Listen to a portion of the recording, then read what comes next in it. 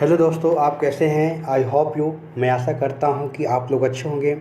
तो दोस्तों, आज हम लोग अपने एंशिएंट हिस्ट्री को आगे बढ़ाते हैं और इसमें हम लोग जो भी थ्योरी क्लास में किए थे उन्हीं में से संबंधित आज जैन धर्म से हम लोग संबंधित एमसीक्यू क्वेश्चंस को करेंगे। ठीक है, तो इसमें देखेंगे कि किस प्रकार से जैन धर्म जो हमारे एग्ज़ाम्स के लिए काफ़ी ज़्यादा महत्वपूर्ण है और यहाँ बहुत सारे क्वेश्चंस एग्ज़ाम में यहाँ से पूछे जाते हैं।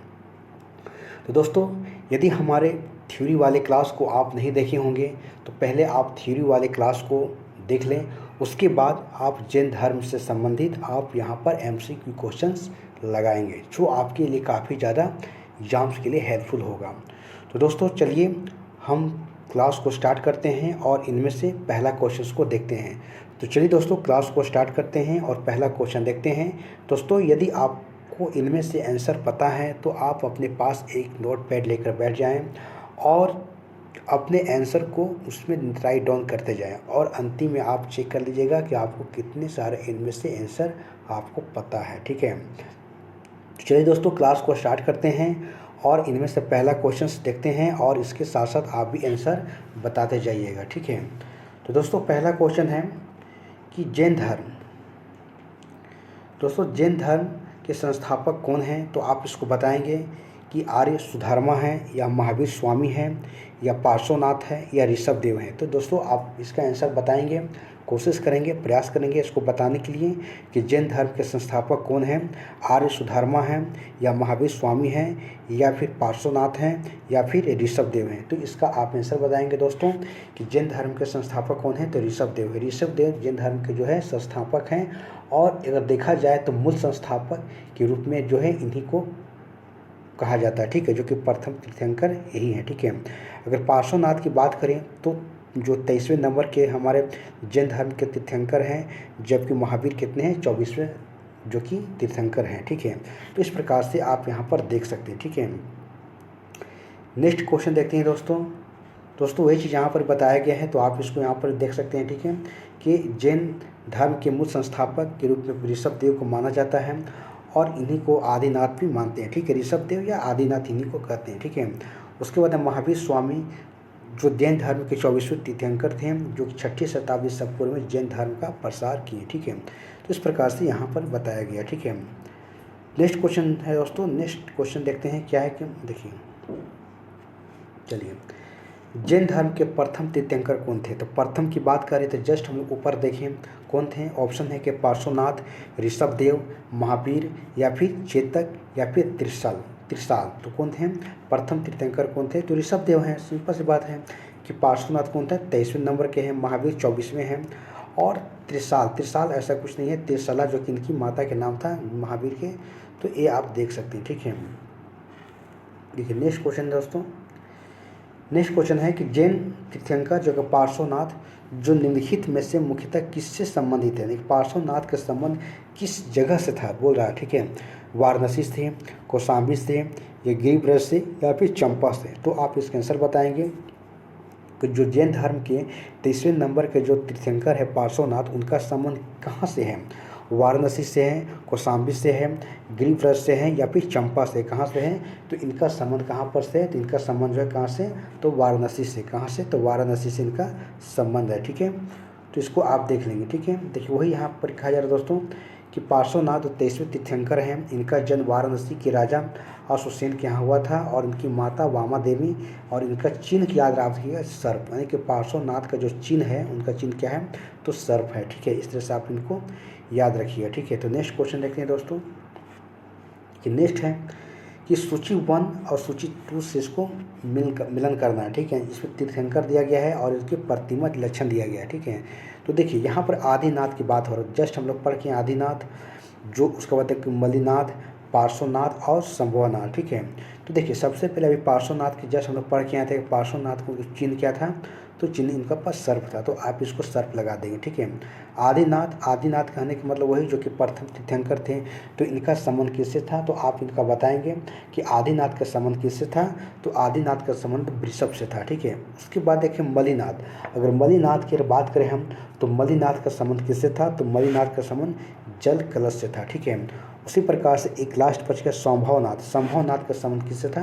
तो अश्वघोष से था। तो इस प्रकार से आप देख सकते हैं कि कैसे आपको यहाँ पर बताया जा रहा है, ठीक है। उसी प्रकार से अगर आप यहाँ बात करें तो आदिनाथ जो कि ऋषभ देव वो कौन थे? तो प्रथम तीर्थंकर थे। जबकि अगर बात करें हम पार्श्वनाथ, तो पार्श्वनाथ कौन थे? तो तेसवें तीर्थंकर थे, ठीक है। उसके बाद अगर देखा जाए तो और भी इसमें है, तो उसमें अगर देखा जाए तो इस प्रकार से आप यहाँ पर इनको देखकर आप आंसर लगा सकते हैं, ठीक है। उसी प्रकार से अगर संभवनाथ की बात करें तो संभवनाथ जो थे हमारे जैन तीर्थंकर में कितने नंबर के थे? तो 3 नंबर के कौन थे? संभवनाथ थे, ठीक है। संभव। तो देखिए दोस्तों, नेक्स्ट क्वेश्चन क्या है कि इधर तीर्थंकर दिया हुआ है और इधर उनके संज्ञान को दिया हुआ, ठीक है। तो आप इसका बताएंगे, तो सेम वही क्वेश्चन आपका है। उसके बाद यहाँ पर बोल रहा है कि पार्श्वनाथ का संबंध किससे था, आदिनाथ का संबंध किससे था, महावीर का संबंध किससे था, ठीक है। और उसी प्रकार से यहाँ जो है अगला जो है शांति, जो कि शांतिनाथ की बात हो रही है, ठीक है। तो आप इसका देखिएगा। अभी जस्ट हम लोग देख कर आए हैं कि पार्श्वनाथ का संबंध किससे था, तो पार्श्वनाथ का संबंध किससे था? तो पार्श्वनाथ का संबंध सर्प से था, ठीक है। जबकि आदिनाथ यानी कि प्रथम प्रथम का संबंध किससे था? जो कि प्रथम तीर्थंकर थे, इनका संबंध आदिनाथ का संबंध किससे था? तो इनका वृषभ से था, ठीक है। उसी प्रकार से महावीर की बात करें तो महावीर का संबंध किससे था? सिंह से था। जबकि शांतिनाथ का संबंध किससे था? इनका संबंध हिरण से था, ठीक है। तो इस प्रकार से आप इनको याद रख सकते हैं, ठीक है, कि पार्श्वनाथ का संबंध किससे था? तो सर्प से था। आदिनाथ का संबंध किससे? तो वृषभ से था। जबकि महावीर का संबंध किससे? सिंह से था। जबकि शांतिनाथ का संबंध हिरण से था, ठीक है। तो इस प्रकार से आप इसका आंसर को देख सकते हैं, ठीक है। नेक्स्ट क्वेश्चन को देखते हैं। सेम वही लिखा गया है। देखिए नेक्स्ट क्वेश्चन है कि एक तरफ तीर्थंकर हैं और इनके निर्वाण स्थल है, ठीक है। जैसे कि ऋषभनाथ जो कि प्रथम तीर्थंकर थे, वसुपुज, नेमिनाथ और महावीर, ठीक है। तो इस प्रकार से इधर जो ऋषभनाथ के आगे दिया हुआ था अष्टापद दिया गया था, और वसुपुज की समेत शिखर जहाँ, ठीक है, निर्वाण स्थल, उसको नेमिनाथ का संबंध उज्जैन, उसके बाद महावीर का संबंध पावनपुरी। तो ये बता रहा है कि किस तीर्थंकर का मृत्यु किस स्थान पर हुआ था, ठीक है। तो वही यहाँ पर जो है बताने का प्रयास किया जा रहा है, ठीक है। तो आप देख सकते हैं कि इनमें से कौन सुमिलित नहीं, सो हमको पूछ रहा है कौन सा सुमिलित नहीं है, ठीक है। तो देखिए ऋषभनाथ जो हमारे प्रथम तीर्थंकर थे, ठीक है, इनका अगर देखा जाए तो मृत्यु अष्टापद में हुआ था, इस सही इनका निर्वाण, ठीक है। उसके बाद वसुपुज, अगर वसुपुज की बात करें तो इनका समेत पर्वत नहीं था, ठीक है। जबकि अगर देखा जाए तो वसुपुज जो थे हमारे, जो कि 12वें तीर्थंकर थे, ठीक है, और इनका निर्वाण देखा जाए तो चंपापुरी एक जगह था, वहाँ पर इनका निर्वाण हुआ था। तो इस प्रकार से समेत पर्वत इनका गलत हो जाता है, ठीक है।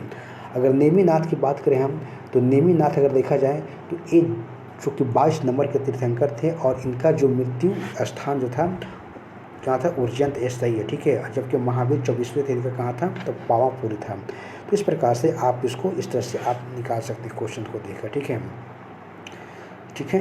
तो नेक्स्ट क्वेश्चन को देखते हैं। तो देखिएगा, एक कह रहा है कि तीर्थंकर, निम्नलिखित तीर्थंकर पर विचार कीजिए तथा उनके जो कि सही, जो कि काल क्रमानुसार बता रहे हैं कि कौन सा तीर्थंकर पहले आए, कौन से बाद में आए, उस प्रकार से यहाँ पर बातें हो रही है, ठीक है।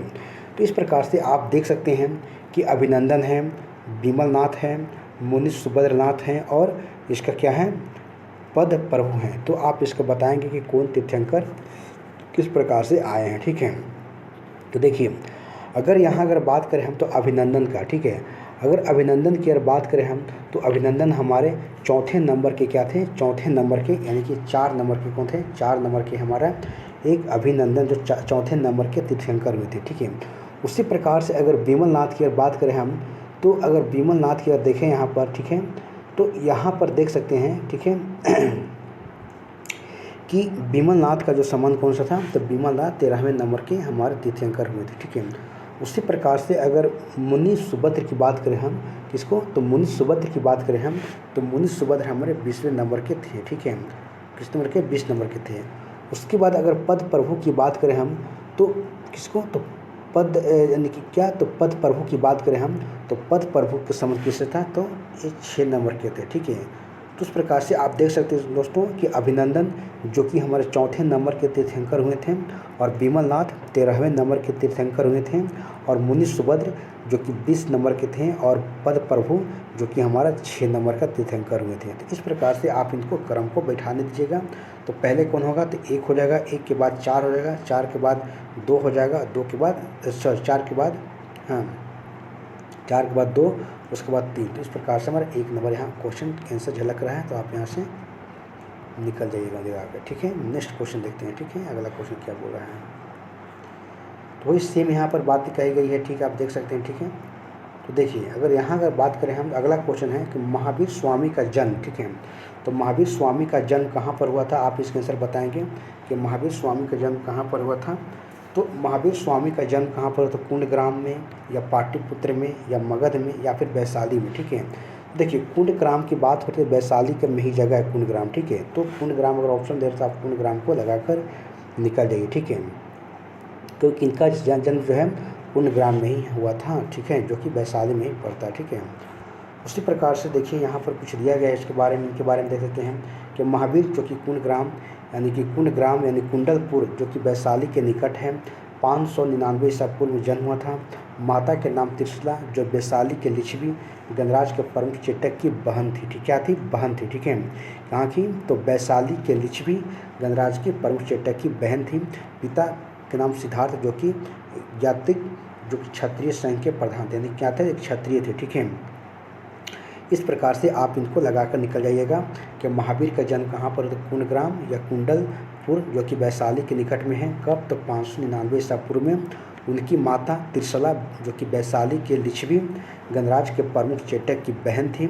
उसके बाद देखा सिद्धार्थ जो कि इनके पिता के नाम थे, जो कि क्षत्रिय कुल के थे। तो इस प्रकार से दोस्तों यहाँ पर आप लगाकर निकल जाइएगा। ठीक है, नेक्स्ट अगर अगला क्वेश्चन की बात करें हम, देखिए अगला क्वेश्चन है कि कुंडग्राम जो कि कुंडलपुर जन्म स्थल किसका था, तो आप जस्ट देख कर आए किसका, तो महावीर स्वामी का। ठीक है, तो आप यहाँ पर लगाकर निकल जाइए। ठीक है, नेक्स्ट क्वेश्चन देखते हैं।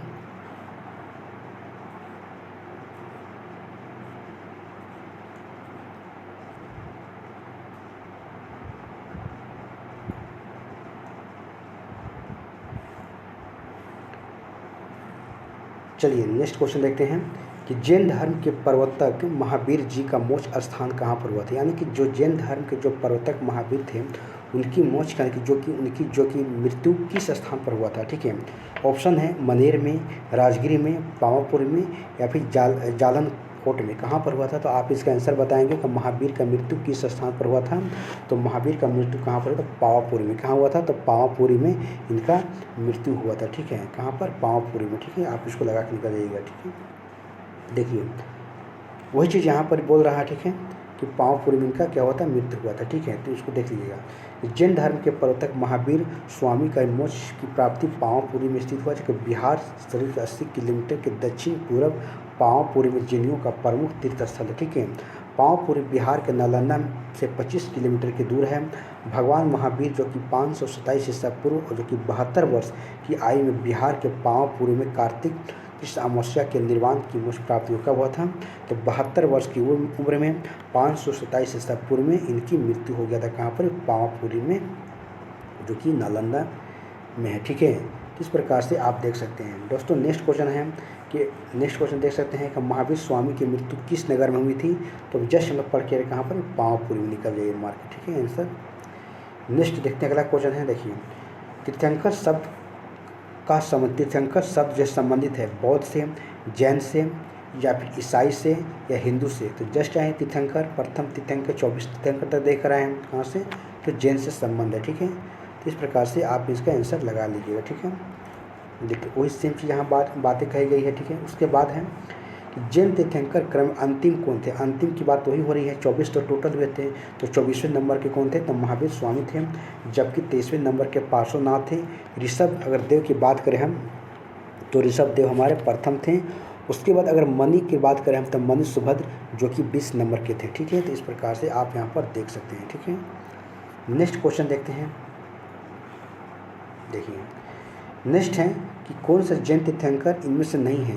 तो चंद्रप्रभु, नेमि, संभव और नाथ मुनि। देखिए इस प्रकार अगर देखा जाए तो देखिए नाथ मुनि का संबंध कहीं नहीं है। नाथ मुनि कि नेमि नाथ तो हैं, लेकिन नाथ मुनि ऐसा कहीं नहीं है, ठीक है।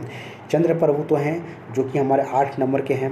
उसके बाद नेमि नाथ, देखिए नेमि लिख के छोड़ दिया है सी में, जो कि नेमि नाथ यहाँ पर है जो कि 22वें नंबर के हैं। जबकि अगर संभव की बात करें हम तो संभव जो 3 नंबर के तीर्थंकर हैं, ठीक है। तो इस प्रकार से आप इसको आंसर को देख सकते हैं। नेक्स्ट क्वेश्चन देखते हैं दोस्तों, देखिए ठीक है। नेक्स्ट क्वेश्चन को यहाँ से देखते हैं। आइए नेक्स्ट क्वेश्चन है कि प्रभास गिरी जिनका तीर्थ स्थल है वे हैं कौन हैं। तो प्रभास गिरी की बात हो रही है कि प्रभास गिरी जो है जिनका तीर्थ स्थल है वे कौन हैं। तो आप इसका आंसर बताएंगे कि कौन है। तो ये हमारे बौद्ध से संबंधित हैं या जैन से हैं या फिर शैव से हैं या फिर वैष्णव से, किससे हैं तो जैन से हैं। कौन से हैं तो जैन से संबंधित का, ठीक है। तो प्रभास गिरी जो कि उत्तर प्रदेश के कौशाम्बी में स्थित है, ठीक है, जो कि जैन तीर्थ स्थल है, ठीक है। इस प्रकार से आप इसका आंसर देख सकते हैं, ठीक है। तो दोस्तों यहीं पर वही बात कर रहे हैं, प्रभास गिरी उत्तर प्रदेश के वैशाली में स्थित, सॉरी कौशाम्बी में स्थित हुई है। उत्तर प्रदेश के कौशाम्बी में स्थित जो जैन तीर्थंकर हैं और कौशाम्बी प्रभास गिरी जो कि छठे जैन तीर्थंकर कौन सा है, छठे जैन तीर्थंकर कौन है तो प्रभास गिरी है, ठीक है, जो कि जैन पद्म प्रभु से संबंधित है, ठीक है। उसके बाद देखिए नेक्स्ट क्वेश्चन दोस्तों कि जैन धर्म में पूर्ण ज्ञान, जब पूर्ण ज्ञान की प्राप्ति हो जाता है तो क्या कहा जाता है, ठीक है। जिन कहा जाता है या रत्न कहा जाता है या फिर केवल कहा जाता है या निर्माण का। निर्माण तो मृत्यु से संबंधित है तो क्या होगा तो जैन के लिए क्या हो केवल शब्द का प्रयोग किया गया है, ठीक है, क्या केवल है। उसके बाद देखते हैं दोस्तों अगला क्वेश्चन क्या है। देखिए सेम उसी बात यहाँ पे कहा जा रहा है तो आप इसको देख सकते हैं थोड़ा इसके बारे में, ठीक है। देखिए यहाँ है कि जैन धर्म में पूर्ण ज्ञान के लिए केवल शब्द का जो है प्रयोग किया गया है, ठीक है। महावीर स्वामी को जो है 22वें वर्ष के कठोर 12 वर्ष के कठोर तपस्या और साधना के पश्चात जो है जो भी ग्राम कहाँ पर है तिरुचुपालिका नदी के तट पर 21 साल वृक्ष के नीचे ज्ञान की प्राप्ति हुआ, ठीक है, जो कि केवल करना है। देखिए दोस्तों यहाँ से बहुत सारे आपको आंसर बन रहे हैं, क्वेश्चंस बन रहे हैं। पहली है कि इनको जो पूर्ण ज्ञान प्राप्त हुआ तो उस शब्द को क्या कहा गया तो केवल कहा गया, और कितने वर्षों के बाद तो 12 वर्षों का कठोर तपस्या के बाद, ठीक है। किस नदी के किनारे तो रिजुक, जो कि रिजुक पालिका नदी है, और ग्राम की बात करें हम तो रिजुक का ग्राम एक है, ठीक है, और किस जो कि वृक्ष के नीचे तो साल वृक्ष के नीचे इनको ज्ञान की प्राप्ति हुई, ठीक है। तो इस प्रकार से आप यहाँ पर इसका आंसर देख सकते हैं, ठीक है। नेक्स्ट क्वेश्चन देखते हैं, ठीक है। महावीर स्वामी को किस नदी के तट पर ज्ञान होता है प्राप्त हुआ था। जस्ट पढ़ के आ रहे हैं, नदी की बात है तो रिजुक पालिका नदी के तट पर हुआ था, ठीक है, साल वृक्ष के नीचे, ठीक है। तो नेक्स्ट क्वेश्चन देखते हैं। देखिए नेक्स्ट है कि त्रिरत्न शब्द जिसमें से सम्यक आचरण, सम्यक चरित्र और सम्यक ज्ञान 3 रत्न हैं। 3 रत्न किससे संबंधित हैं तो आप बता सकते हैं बौद्ध से, ईसाई से या जैन से। जाहिर सी बात है जैन से ही है। त्रिरत्न की बात करें हम तो त्रिरत्न किससे संबंधित हैं तो जैन से। 3 रत्न कौन कौन से तो आप इसको नाम याद रखिए जरूर। सम्यक जो कि आचरण, जो कि वही चरित्र बोलते हैं, सम्यक ज्ञान, और एक तत्व में सम्यक जो कि धारण, ठीक है। सम्यक चरित्र हो गया, सम्यक ज्ञान हो गया, और एक सिद्धांत सम्यक धारण, ठीक है। 3 आप याद रखिएगा, तीनों किससे संबंधित हैं तो जैन धर्म से संबंधित है, ठीक है। देखिए वही चीज़ यहाँ कहा जा रहा है कि जैन धर्म के मोक्ष के लिए 3 साधन आवश्यक हैं, जैसे कि सम्यक जो कि दर्शन, ठीक है, जो कि सम्यक चरित्र और सम्यक ज्ञान, ठीक है। आप इसको याद रखिए, इसको ठीक है। नेक्स्ट इसका आप आंसर दीजिए, ठीक है। नेक्स्ट क्वेश्चन है कि नेक्स्ट है कि त्रिरत्न यानी कि 3 रत्न जैसे सटीक ज्ञान, सच्ची आस्था और सटीक ज्ञान किससे संबंधित है। जस्ट में पढ़ के आ रहे हैं सेम क्या तो जैन धर्म से संबंधित है। इसको आप लगा के यहाँ से निकल जाइए, ठीक है। नेक्स्ट क्वेश्चन देखते हैं।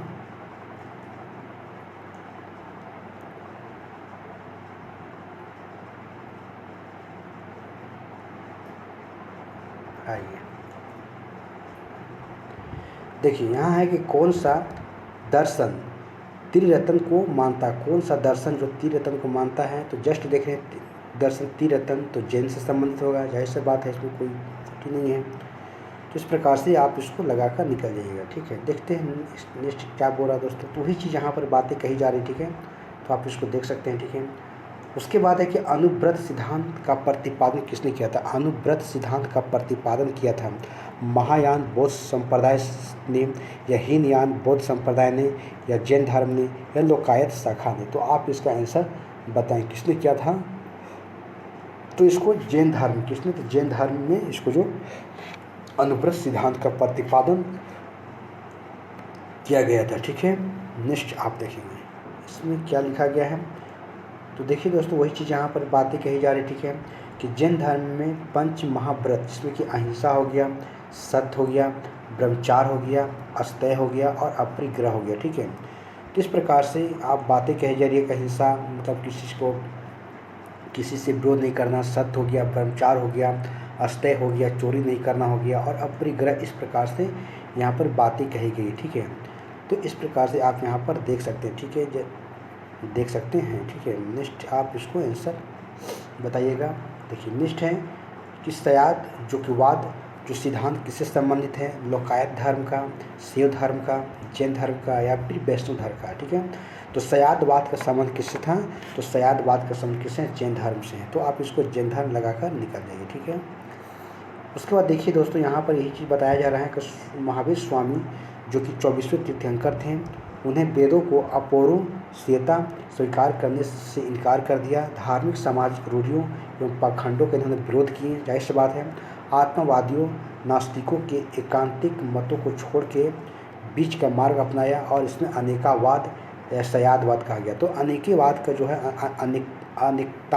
अनेकांतवाद और सयादवाद कहा गया। और सयादवाद को सप्तभंगी नय के नाम से भी जाना जाता है, जो कि ज्ञान की सापेक्षता का सिद्धांत इसमें बताया गया है, ठीक है। इस प्रकार से आगे देखते हैं, ठीक है। नेक्स्ट क्वेश्चन देखेंगे दोस्तों। देखिए सेम है कि सयादवाद का संबंध किससे था, जस्ट पढ़ के भी आ रहे हैं कहाँ से, सयादवाद अनेकतावाद अनेकांतवाद जैन धर्म से संबंधित है, ठीक है। उसके बाद आगे देखिए नेक्स्ट क्वेश्चन है कि निम्नलिखित में से कौन सा सिद्धांत जैन धर्म से संबंधित, जस्ट पढ़े, अनेकांतवाद या अनेकांतवाद, सर्व अस्तिवाद या शून्यवाद, या फिर सयादवाद। दो तो हम लोग देखे थे, अनेकावाद और सयादवाद की बातें यहाँ पर बातें कही जा रही थी, ठीक है। तो इस प्रकार से आप यहाँ पर लगाकर निकल जाएंगे, ठीक है। ठीक है, तो 1 और डी यानी कि 1 और 4 जो कि अनेकांतवाद और सयादवाद, जो जस्ट अभी हम लोग पर में पढ़ के आ रहे हैं उसके बारे में, ठीक है।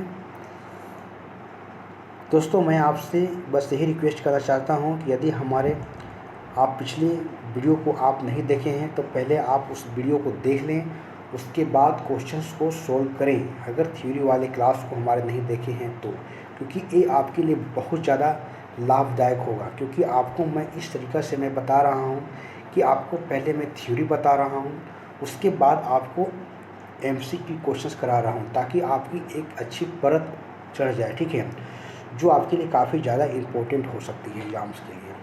तो इस प्रकार से अगर मेरे साथ आप जुड़े रहें, आपको हर एक सब्जेक्ट को मैं इसी प्रकार से आपको मैं पढ़ा दूंगा, ठीक है। चलिए अगला क्वेश्चन का आप आंसर बताइएगा कि जैन दर्शन के अनुसार सृष्टि की रचना एवं पालन पोषण किससे संबंधित है, सार्वभौमिक विधान से हुआ है, या सार्वभौमिक सत्य से हुआ है, या सार्वभौमिक आस्था से हुआ है, या सार्वभौमिक आत्मा से हुआ है। तो आप इसका आंसर बताएंगे कि जैन दर्शन के अनुसार सृष्टि की रचना एवं पालन पोषण किससे हुआ है, तो सार्वभौमिक जो कि विधान से हुआ, सार्वभौमिक विधान से हुआ, किससे, सार्वभौमिक विधान से हुआ, ठीक है। तो उसी प्रकार से इसमें बताया जा रहा है, ठीक है दोस्तों। यहाँ पर वही बात कही जा रही है कि जैन दर्शन के अनुसार समस्त विश्व जीव तथा अजीव नामक 2 नित्य स्वतंत्र और तत्वों से मिलकर बना हुआ है, ठीक है। जीव चेतन तत्व है, जबकि अजीव जो कि अचेतन तत्व यानी कि निर्जीव है और एक सजीव है, ठीक है। उसी प्रकार से आगे यहाँ पर बात बताया गया है कि जीव से तात्पर्य उपनिषदों की सार्वभौमिकता भौमिक आत्मा से ना होकर व्यक्तिगत आत्मा से है, ठीक है। तो इस प्रकार से देख सकते हैं कि जैन के अनुसार जो कि आत्माएं और अनेक होती हैं तथा सृष्टि के कण कण जीवों का इसमें वास होता है, ठीक है, जो मिलकर बना हुआ है। तो दोस्तों इस प्रकार से यहाँ पर बातें इसमें बताई गई है, तो आप इसको देख लीजिएगा, ठीक है। देखिए नेक्स्ट क्वेश्चन है कि अनेकांतवाद में से किसका क्रोध सिद्धांत का दर्शन है। तो जस्ट हम लोग देख कर अभी आए हैं कि अनेकांतवाद किसका संबंध है, तो अब इसको बार बार पढ़ रहे हैं, किसके, तो जैन मत से संबंधित है। दोस्तों देख सकते हैं कि किस प्रकार से क्वेश्चन एग्जाम में पूछे जा रहे हैं, वो भी लेवल के एग्ज़ाम है, ऐसा नहीं है कि वन डे के एग्ज़ाम का है, जो कि काफ़ी आपके लिए देख सकते हैं तो कितना आपके लिए इम्पोर्टेंट है, महत्वपूर्ण है, आप समझ सकते हैं। तो इस प्रकार से आपको मेहनत करना है। आइए नेक्स्ट क्वेश्चन का आप आंसर बताएंगे यहाँ पर कि निम्नलिखित में से कौन सा धर्म विश्व क्या है, तो यह निम्नलिखित में से कौन सा धर्म जो है विश्व विनाशकारी प्रलय की अवधारणा को में विश्वास नहीं करती है। ठीक है, वही है कि विश्व विनाशकारी प्रलय की जो अवधारणा विश्वास नहीं करता है बौद्ध, जैन धर्म, हिंदू धर्म या फिर इस्लाम धर्म। तो वही बातें यहीं पर कही जा रही है, ठीक है, कि जो जैन धर्म जो है इस चीज़ को स्वीकार यहाँ पर नहीं करता है, इस पर विश्वास नहीं करता है। ठीक है,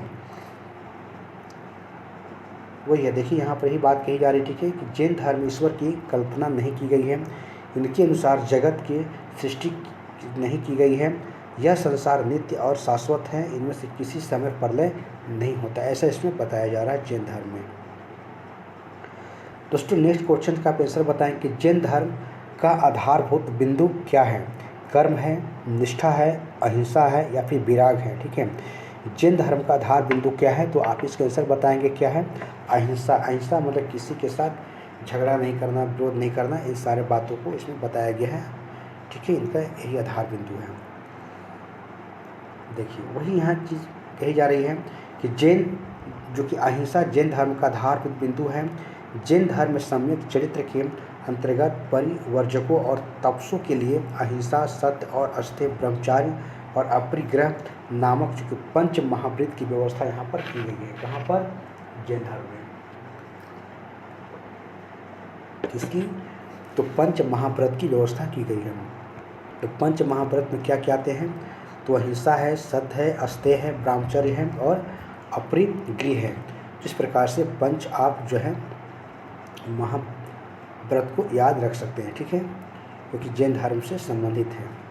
नेक्स्ट क्वेश्चन बताइए दोस्तों सर कि यापनीय किसका एक संप्रदाय है, बौद्ध धर्म का, जैन धर्म का, शैव धर्म का या फिर वैष्णव धर्म का। ठीक है, तो यापनीय की बात हो रही है। ठीक है, तो यापनीय किसका एक संप्रदाय है, तो जैन धर्म का। किसका है, तो जैन धर्म का एक संप्रदाय है। ठीक है, उसके बाद इसी में दोस्तों इसमें बताया गया है कि यापनीय जैन धर्म का एक संप्रदाय है जिसकी उत्पत्ति यद्यपि दिगंबर संप्रदाय से हुई थी, तथापि एक कतिपय श्वेतांबर मान्यताओं का भी पालन करते हैं। ठीक है, तो इस प्रकार से आप देख सकते हैं दिगंबर की बात और श्वेतांबर की बात हो रही है, यानी कि भद्रबाहु और इसकी जो बात हो रही है। ठीक है,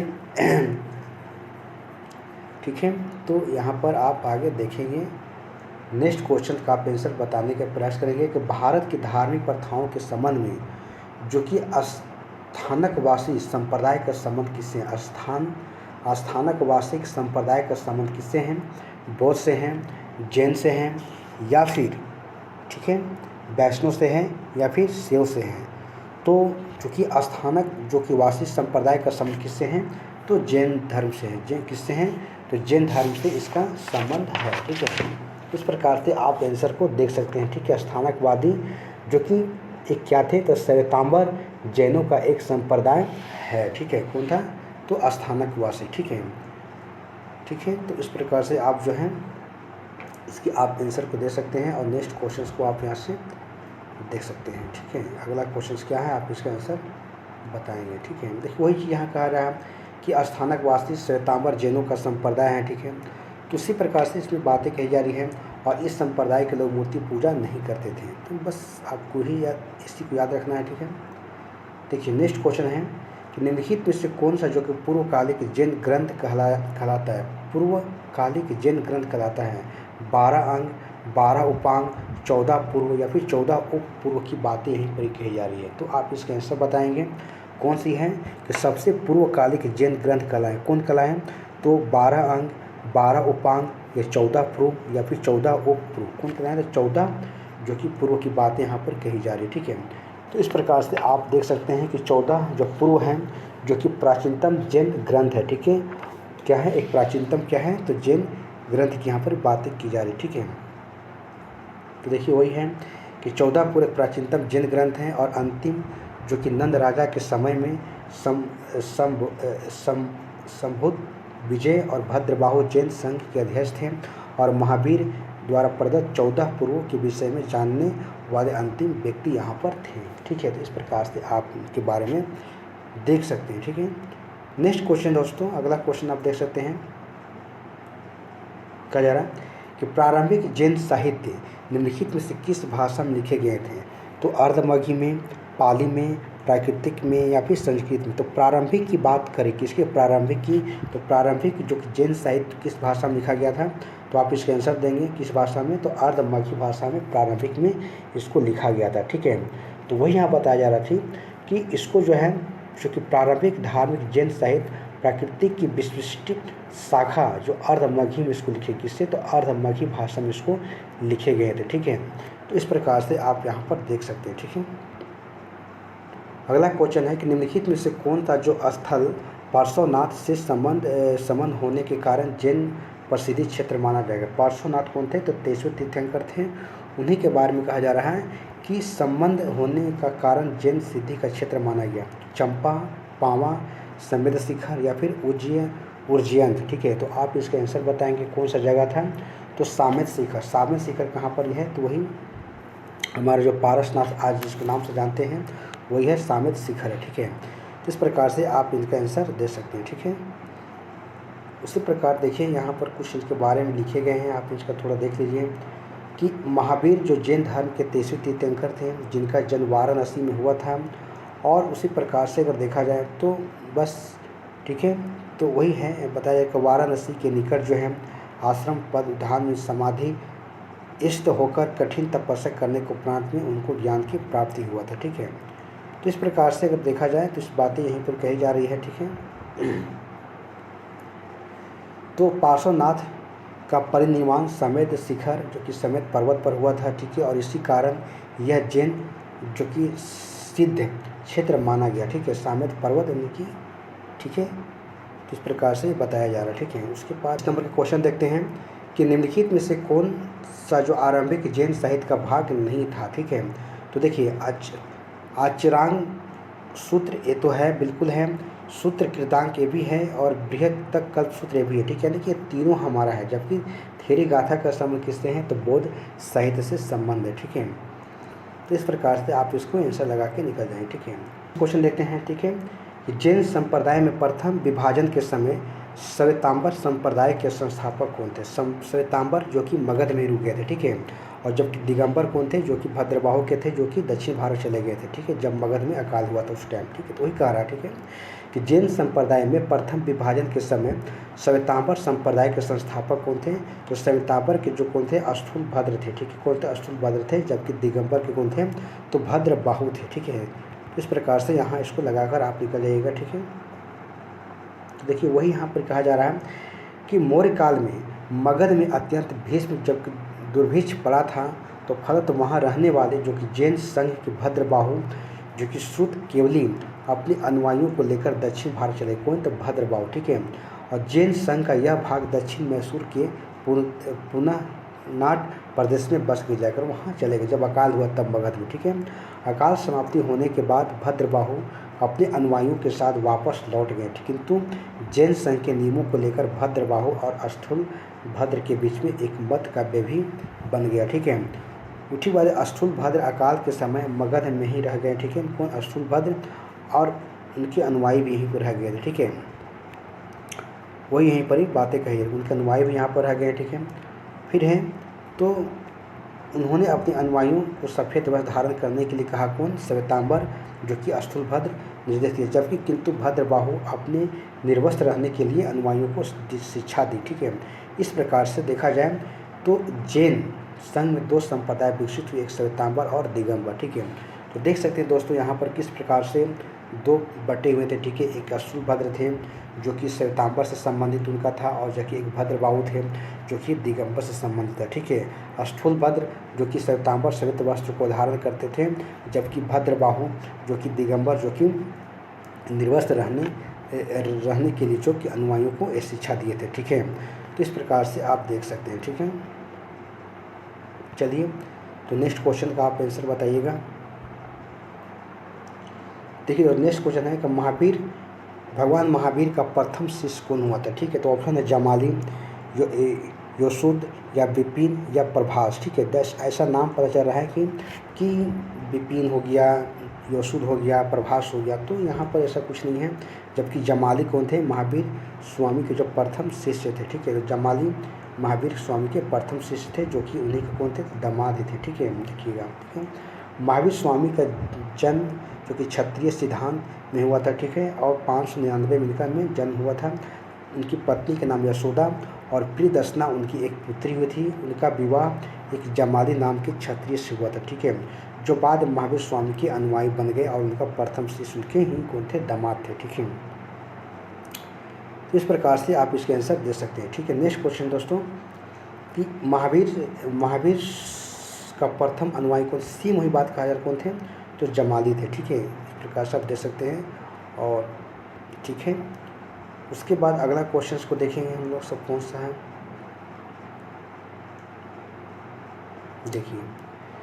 नेक्स्ट क्वेश्चन दोस्तों, कि किस जैन सभा में अंतिम रूप से श्वेतांबर आगम का संपादन हुआ, ठीक है। श्वेतांबर की बात हुई, ठीक है।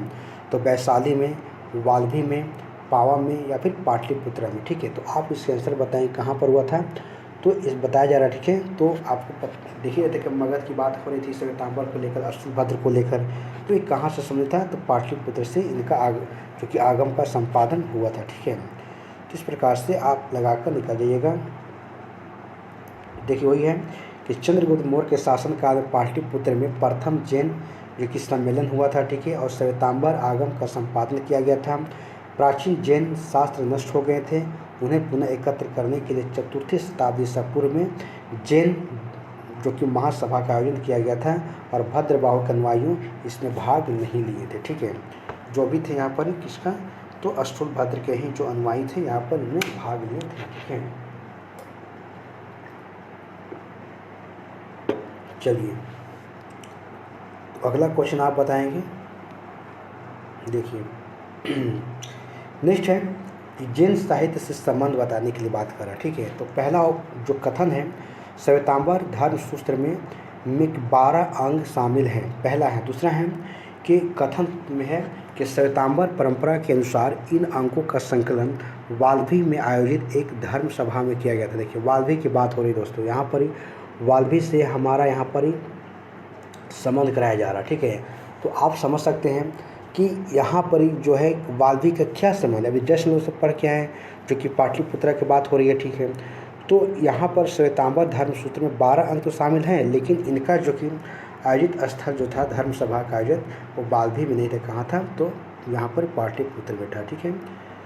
इस प्रकार से आप इसके आंसर को दे सकते हैं। तो 40 नंबर के आंसर बताइएगा, ठीक है, कि वर्धमान महावीर की माता जो लिच्छवी की मुख्य चेटक की पुत्री थी। दूसरा है गौतम बुद्ध की माता जो कुलीय राजवंश की राजकुमारी थी। या तीसरा है कि 23वें तीर्थंकर पार्श्वनाथ का संबंध बनारस से था। देखिए दोस्तों, यहाँ तो साफ स्पष्ट पता चल रहा है कि वर्धमान महावीर की माता जो लिच्छवी के मुख्य चेटक की पुत्री ने बल्कि बहन थी, ठीक है। तो ये तो पहला ऑप्शन गलत है। दूसरा है कि गौतम बुद्ध की माता जो कि कुलीय राजवंश से इनका राजकुमारी से संबंध था, बिल्कुल सही है। उसके बाद है कि तीसरा भी सही है कि इसके 23वें तीर्थंकर पार्श्वनाथ का संबंध बनारस में तो उनका जन्म हुआ ही था, ठीक है।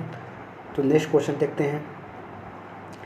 देखिए, वही है कि वर्धमान महावीर की माता त्रिशला या विदेह दत्ता वैशाली के लिच्छवी कुल के प्रमुख चेटक की बहन थी, ठीक है, ये समझ गए। उसके बाद यहाँ पर कहा जा रहा है कि मगध के हर एक वंश के शासक बिंबिसार तथा अजातशत्रु के निकट संबंधी जो कि, ठीक है।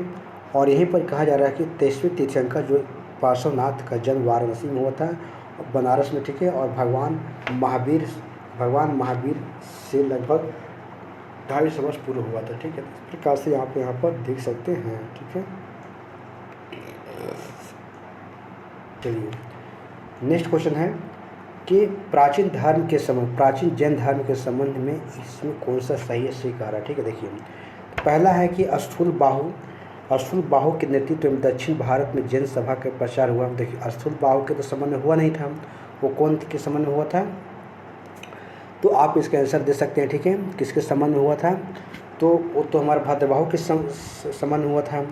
उसके बाद दूसरा है कि पाटलिपुत्र में हुई परिषद के पश्चात जो जैन धर्म के लोग भद्रबाहु के नेतृत्व में दे रहे थे श्वेतांबर। देखिए भद्रबाहु के समय तो कौन थे, निर्वस्त्र वाले थे, जो कोई वस्त्र नहीं धारण करते थे। ठीक है, दूसरा है कि प्रथम दशक ईसा पूर्व में जैन धर्म को कलिंग के राजा खारवेल का संरक्षण प्राप्त था। ठीक है, तो ये तो यहाँ पर बातें सही कही जा रही। ठीक है, कि हमारा जो कि प्रथम जो कि शतक ईसा पूर्व में जैन जो कि धर्म को कलिंग के राजा खारवेल का क्या था, संरक्षण उनको प्राप्त था। ठीक है, उसके बाद देखिए अगला इसी में ऑप्शन बोल रहा है कि बौद्धों के विपरीत जैन धर्म की प्रारंभिक अवस्था में जैन धर्म के लोग चित्रों का पूजन करते थे। चित्रों के पूजन की बात ऐसे यहाँ पर कुछ नहीं कहा जा रहा। ठीक है, कि चित्र की पूजा करते थे।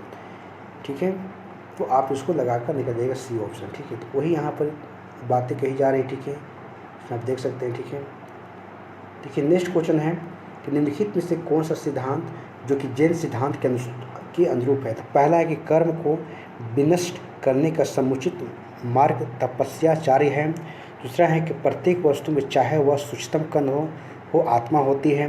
कर्म आत्मा का विनाशक है और आवश्यक इसका अंत करना चाहिए। ठीक है, तो इस प्रकार से बातें कही जा रही। ठीक है, तो आप इसके बताने का प्रयास करेंगे कि पहला है कि कर्म को यानी कि कर्म को विनिष्ट करने का सुनिश्चित मार्ग तपस्या है, ऐसा बात कही गई है जैन धर्म में। उसके बाद है कि प्रत्येक वस्तु चाहे वह छोटा हो चाहे बड़ा हो उसमें आत्मा होती है, आत्मा की बात जिक्र की गई है जैन धर्म में। उसके बाद तीसरा है कि कर्म आत्मा का विनाशक है और आवश्यक इसका अंत करना चाहिए। तो दोस्तों तीनों ऑप्शन यहाँ पर सही हैं, आप तीनों को आप याद रख लेंगे। ठीक है दोस्तों, यहाँ पर है कि समाधि मरण किस दर्शन से संबंधित है। समाधि जो कि मरण किस दर्शन से संबंधित है, बौद्ध से है, जैन से है, योग से है या फिर लोकायत दर्शन से है। ठीक है, समाधि मरण की बात हो रही किस दर्शन से संबंधित है, बौद्ध से, जैन से, योग से या फिर लोकायत से। तो आप इसके आंसर बताएंगे किससे संबंधित है। ठीक है, तो देखिए अगर इसकी बात की जा रही है ठीक है कि समाधि मरण का संबंधित तो जैन दर्शन से संबंधित को है, आप इसको लगाकर निकल जाइएगा। ठीक है, इसी में ही बात ही कही जा रही है। ठीक है, आप देख सकते हैं। ठीक है, इसी में यहाँ पर कही जा रही बात ठीक है कि संलेखना जो कि समाधि का मरण या संथारा है। ठीक है, संलेखा का मतलब क्या है, समाधि मरण या संथारा जो जीवन के अंतिम समय में मृत्यु के निकट जानकर स्वेच्छा से अपनाई जाने वाली एक जैन प्रथा है। ठीक है, और दोस्तों इसी विधि से तो अपना चंद्रगुप्त मौर्य जो कि दक्षिण भारत सवन गोला में अपने प्रांत को त्याग दिए थे। ठीक है, तो ये कि प्रत्येक व्यक्ति को यह लगने लगा कि वह मृत्यु के करीब है तो वह खाना पीना त्याग देता है। और दिगंबर जो कि जैन शास्त्र के अनुसार जो कि समाधि मरण या संलेखना कहा गया। ठीक है, और श्वेतांबर साधा में पद्धति में संथारा कहा गया। देखिए श्वेतांबर में संथारा कहा गया जबकि दिगंबर में समाधि मरण कहा गया। ठीक है, तो आप इस चीज़ को ध्यान से देख सकते हैं। ठीक है, आइए नेक्स्ट क्वेश्चन देखते हैं दोस्तों, आप बताइएगा इसके आंसर कि दक्षिण भारत के पहला ऑप्शन है कि दक्षिण भारत के इच्छाबुक जो कि शासक बौद्ध मत के विरोधात्मक थे। दूसरा है कि पूर्वी भारत के पाल शासक जो बौद्ध मत के समर्थक थे। तो आप इसका आंसर बताएंगे क्या आंसर होगा। ठीक है, तो देखिए दक्षिण भारत के इक्ष्वाकु शासक जो बौद्ध मत के विरोधात्मक थे, विरोधात्मक नहीं थे वो तो क्या समर्थक थे वहाँ पर ही। तो पहला ऑप्शन गलत हमारा हो गया, पूर्वी भारत के पाल शासक जो बौद्ध मत के समर्थक थे। ठीक है, तो इस प्रकार से यहाँ अगर देखा जाए तो हमारा 2 नंबर का जो आंसर है वो हमारा क्या है, सही है। ठीक है, तो इसमें देखते हैं वही चीज़ बातें ही कही जा रही है। देखिए वही यहीं बात कही जा रही है। ठीक है, तो आप इसको देख सकते हैं। ठीक है, देखिए नेक्स्ट है कि आजीवक जो संप्रदाय के संस्थापक कौन है। किसके, तो आजीवक संप्रदाय के संस्थापक कौन है, तो बातें कही जा रही है। ठीक है, तो इसका आंसर क्या होगा? आजीवक संप्रदाय के संस्थापक कौन है? तो देखते हैं इसका। आजीवक संप्रदाय के संबंध की बात करें हम तो यहाँ पर मखली गोसाल से, किससे? तो मखली गोसाल से है, ठीक है। तो इस प्रकार से आप इसको देख सकते हैं, ठीक है। देखिए वही यहाँ बातें कही जा रही, ठीक है, कि मखली जो गोसाल प्रारंभ महावीर के शिष्य थे, किंतु बाद में मतभेद के चलते इन्होंने महावीर के शिष्यता त्याग कर आजीवक नामक स्वतंत्र संप्रदाय की स्थापना की, ठीक है। इनका जो मत है नियतिवाद कहा जाता है, ठीक है, जिनके अनुसार संसार के प्रत्येक वस्तु भाग्य द्वारा पूर्व नियंत्रित द्वारा संचालित होती है। तो यही बात कहा जा रहा है कि प्रत्येक वस्तु जो है भाग्य के द्वारा पूर्व नियंत्रित एवं संचालित होती है। तो इस बातें को जो यहाँ पर कहा जा रहा है, ठीक है, इनके द्वारा, ठीक है। उसके बाद देखते हैं नेक्स्ट कि निम्नलिखित में से किसके प्रतिपादन किया कि भाग्य की सब कुछ निर्धारित करता है, ठीक है। भाग्य क्या करता है? सब कुछ निर्धारित करता है, इस बात को कहा जा रहा है, ठीक है। और मनुष्य क्या है? असमर्थ है। तो इस बात को तो जस्ट ऊपर पढ़ के आ रहे हैं, ठीक है। तो जैनियों किसने? तो जैनियों किसने प्रतिपादन किया? तो जैनियों ने प्रतिपादित किया इसको, ठीक है, कि भाग्य ही सब कुछ निर्धारित करता है और मनुष्य उसका क्या है? असमर्थक होता है, ठीक है। इस प्रकार से आप यहाँ पर देख सकते हैं, ठीक है। नेक्स्ट क्वेश्चन देखेंगे, ठीक है। नेक्स्ट है कि संप्रदाय जो नीति का अटलता में विश्वास करता है, ठीक है। अभी जस्ट देखेंगे सब किससे? तो जैन से, ठीक है। इसको आप सब लगाते जाइए क्योंकि इसमें सेम उसी ऊपर की बातें ही पर कही गई, ठीक है। उसके बाद यहाँ देखते हैं दोस्तों क्या है, एक तरफ से आचार्य हैं, उसके बाद यह सिद्धांत लिखा हुआ, एक तरफ आचार्य हैं और एक तरफ उनके सिद्धांत को लिखा गया, ठीक है। तो इधर अगर देखा जाए तो नंबर ए में है लकुलिस और सिद्धांत इधर क्या है? आजीवक है। उसके बाद नागार्जुन है, उसके बाद इनके आगे क्या है? शून्यवाद है। भद्रबाहु है, इसका क्या है? पशुपत है। गोसाल है और जैन है। तो इस प्रकार से इस बातें कहे कौन सा आचार्य कौन सा सिद्धांत दिए थे वो बात कही जा रही है, ठीक है। देखिए अगर लकुलिस की बात करें तो यह जो सिद्धांत दिए थे ये पशुपत का सिद्धांत, किसके? पशुपत का सिद्धांत दिए थे, ठीक है। उसके नागार्जुन की बात करें हम तो नागार्जुन एक शून्यवाद का सिद्धांत दिए थे, ठीक है। भद्रबाहु की बात करें हम तो भद्रबाहु जो थे वो जैन का सिद्धांत दिए थे, जैन धर्म से, ठीक है। जबकि गोसाल किससे था? तो मखली गोसाल आजीवक संप्रदाय की बात करिए, ठीक है। तो इस प्रकार से आप इनको याद रख लीजिएगा कि लकुलिस जो कि पशुपात का सिद्धांत दिए थे, नागार्जुन शून्यवाद का सिद्धांत दिए थे, भद्रबाहु जो कि जैन का सिद्धांत दिए थे और गोसाल जो कि आजीवक का सिद्धांत दिए थे, ठीक है। उस प्रकार से आगे देखते हैं इसमें और दोस्तों क्या है।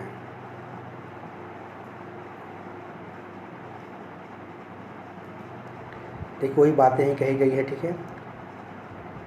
ठीक है, नेक्स्ट क्वेश्चन दोस्तों, बराबर की गुफाओं का उपयोग किसने आश्रम गृह के रूप में किया था? देखिए बराबर की गुफाएं जो गया में है वही बता रहा है कि बराबर की गुफाओं का उपयोग किसके आश्रय के लिए किया गया था?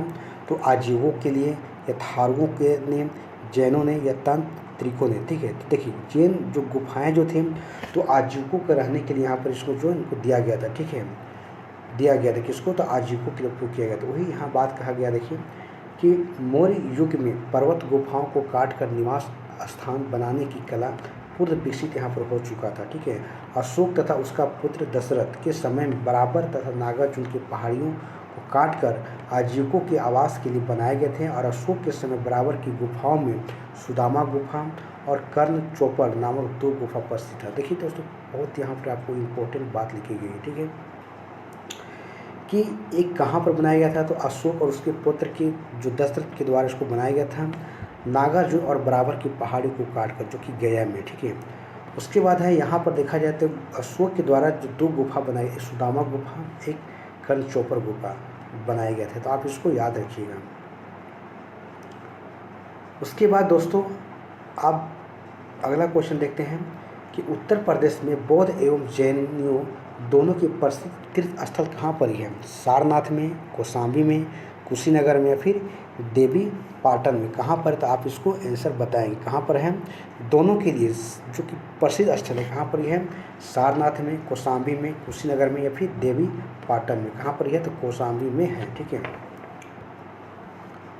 उसके बाद यहाँ देखेंगे, ठीक है, नेक्स्ट क्वेश्चन है, देखिए वही बात यहाँ पर कहा जा रहा है कि प्रयागराज इलाहाबाद के दक्षिण पश्चिम में लगभग 33 मील की दूरी पर स्थित एक जगह है जो कि कोसम नाम का स्थान है, जो कि कौशाम्बी, जो कि प्राचीन काल कौशाम्बी था। ठीक है, वही यहाँ पर बातें कही जा रही। ठीक है, इस प्रकार से आप इसको देख लीजिएगा, जो कि कुशाम नामक वृक्षों की अधिकता के कारण से इसको कौशाम्बी नाम पड़ा। ठीक है, तो इस प्रकार से आप इसको बारे में देख लीजिएगा। ठीक है, नेक्स्ट क्वेश्चन देखते हैं दोस्तों कि निम्नलिखित में से कौन सा कथन सही नहीं है। कौन सा कथन सही नहीं है, आप इसको बताइएगा। ठीक है, जैसे कि श्रवणबेल जो गोला स्थित गोमतेश्वर की प्रतिमा जैनियों के अंतिम तीर्थंकर को दर्शाती है। ठीक है, उसके बाद है कि भारत का सबसे बड़ा बौद्ध मठ कहाँ पर, ये अरुणाचल प्रदेश में है। ठीक है, देखिए अगला ऑप्शन इसका दिया हुआ है कि खजुराहो के मंदिर चंदेल राजाओं के द्वारा बनवाए, तो सही है। होयसलेश्वर मंदिर जो शिव को समर्पित है। ठीक है, तो ये भी सही है। तो दोस्तों यहाँ पर अगर देखा जाए तो हमारा जो दूसरे नंबर का ऑप्शन था कि भारत का सबसे बड़ा बौद्ध मठ अरुणाचल प्रदेश, ये गलत है। जबकि पहला ऑप्शन सही था कि श्रवणबेल गोला में गोमतेश्वर की प्रतिमा जो जैनियों के अंतिम तीर्थंकर का दर्शाती है। उसके बाद तीसरा को भी देखें, जो खजुराहो के मंदिर चंदेल राजाओं द्वारा बना, ये भी सही है।